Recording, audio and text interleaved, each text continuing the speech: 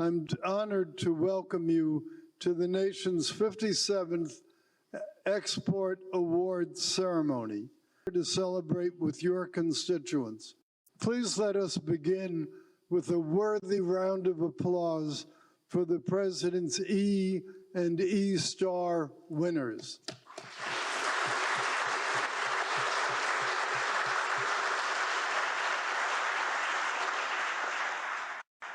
Having arrived at the Commerce Department from a career in the private sector, I know personally how difficult business development can be in global markets.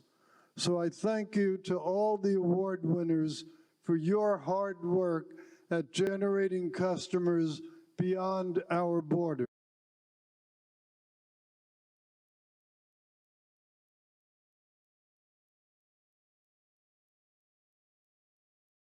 Company of California for the E Award for Exports, Jalez Mello.